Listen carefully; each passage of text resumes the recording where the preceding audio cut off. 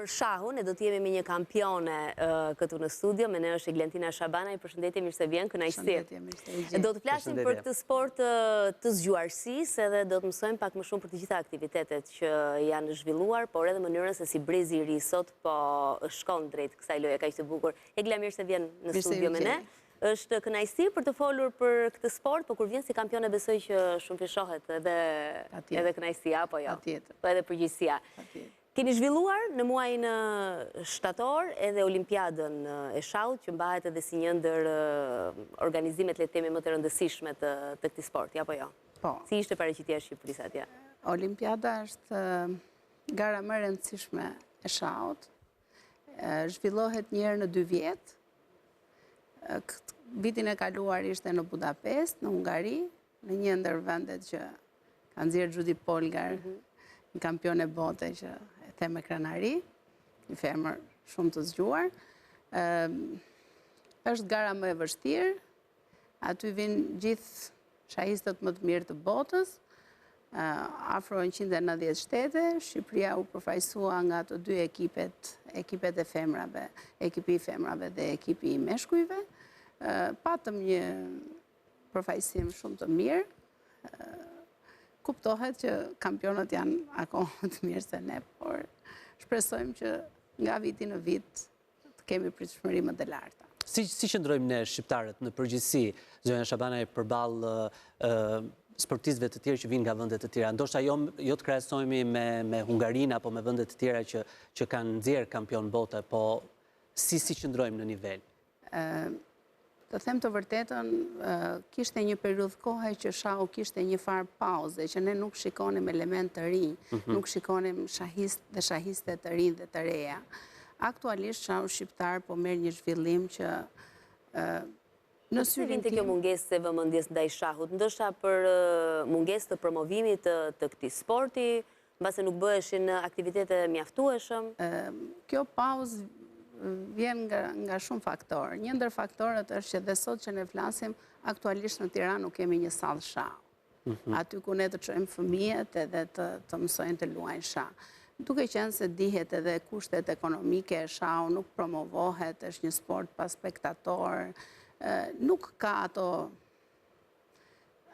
ato lloj përkrahjesh që ne do donim.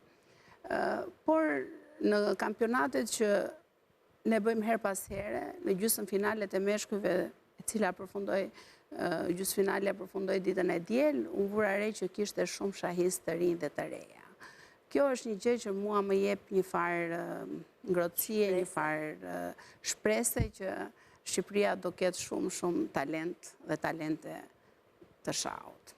Po si vinë këta të rinj të drejtë të shahut? A duhet jetë një dhënë e tyre që vjen së brendshmi si dëshirë për ta mësuar më shumë, apo është mbase edhe një indicie që marrin nga familja apo nga shoqëria?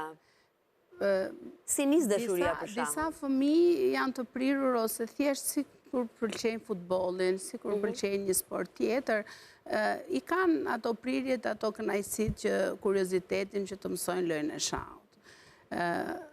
Ideja është vetëm në momentin sa hyn në shah, pastaj nuk del dot mbrapa, nuk ka të rreqe mbrapa. Diku trashëgohet në familje, mund të luaj një gjyshe, mund të luaj babai, dhe kështu shikon që fëmia në familjen time, kur unë isha 5 vjeç, i mat na e kultivoi shahun, dhe gradualisht duke u parë motra e madhe Oqidor, unë, motra tjetër, vllai, dhe kjo traditë vazhdon.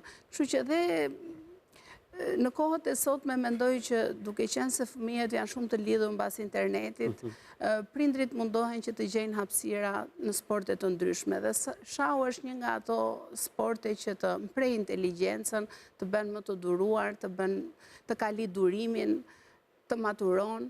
Kështu që e shikojnë, një indicie mund ta kenë nga prindrit, po pastaj është fëmia ai që zgjedh nëse vërtet e do shahun dhe vazhdon. Po gjithsesi, këtu do doja dile, sepse nuk mjaftojnë vetëm faktorët e jashtëm, tradita apo mënyra se si e rritur apo ku e rritur.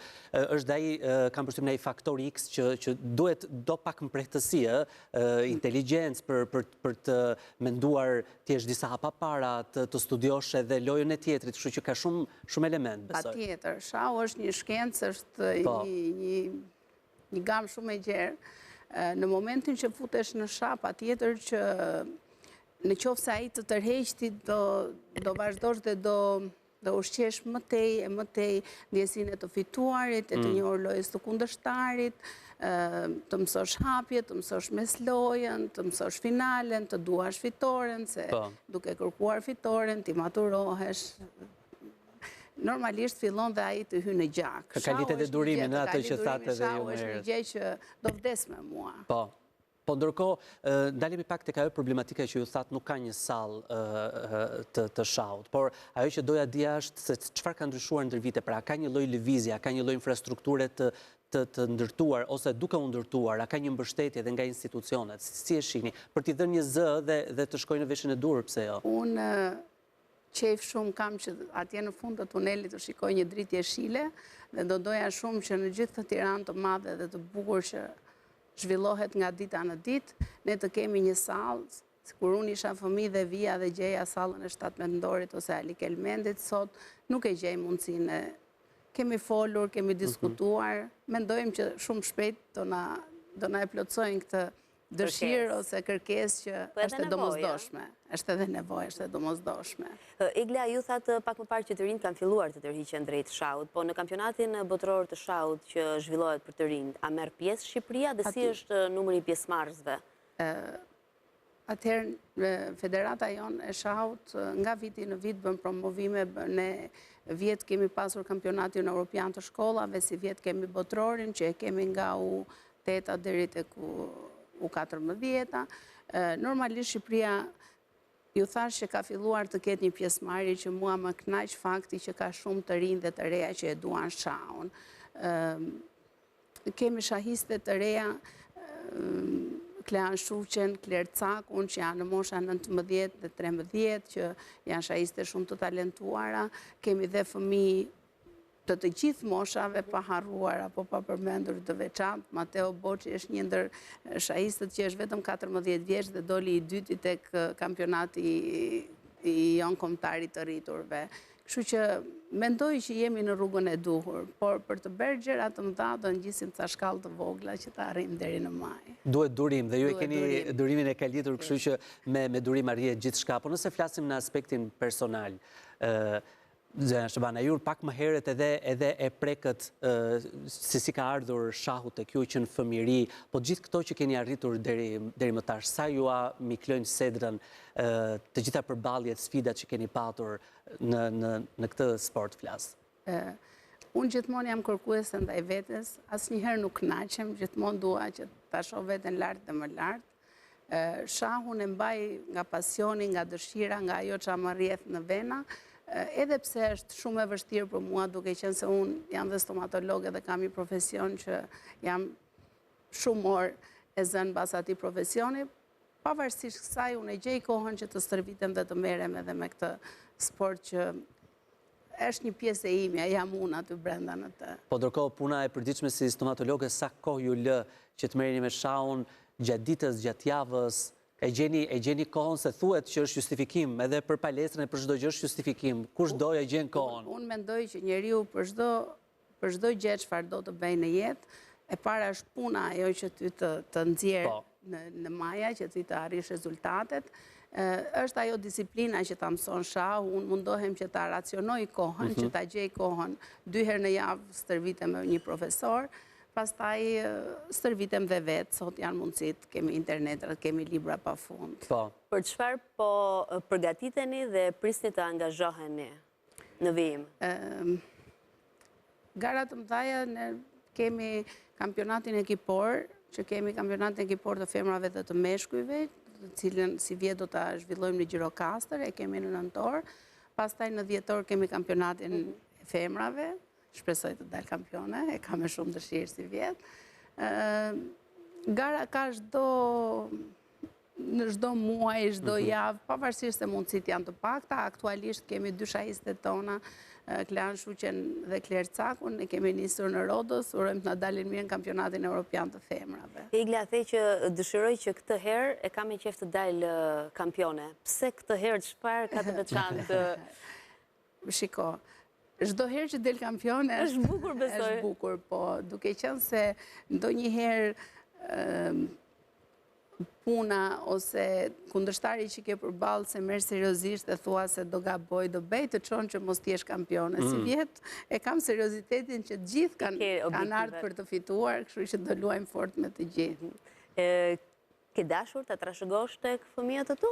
Të dy fëmijët e mi luajnë shah, nuk janë profesionistë, e luajnë shah unë për qef, pasi nuk është sport që unë u amsova, por nuk u imponova. Dhe asnjë nga fëmijët e mi nuk e do shahun që të luaj, të marri pjesë në kampionat, goca pikturon, djali merret me futbollin, por ndonjëherë kujtohen ndonjëherë dhe luajnë dhe me mua, po thjesht e njohin si sport.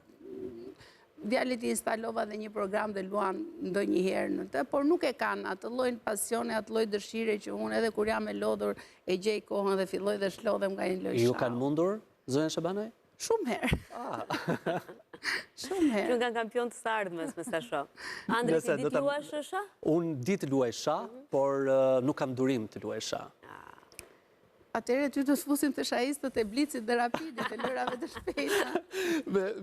Po, tamam, me shpejtësi, ndoshta na ka bërë edhe koha, jeta shumë dinamike, shumë frenetike, kështu që nuk gjejmë kohë, justifikim që s'gjejmë kohë. Ju falenderojmë shumë zonja Shabana që ishit me ne, edhe fitore dhe triumfe pafund. Faleminderit. Kemi sërish si kampione. Faleminderit. Urojmë shumë. Kemi ardhur në fund të dashur miq për sot, por edhe për këtë javë. Do të ndahemi me gjithë teleshikuesit e programit Mesnesh për të lënë takim sërish ditën e hënë, në orën 13:20. Kalofshi mirë, mirupafsh.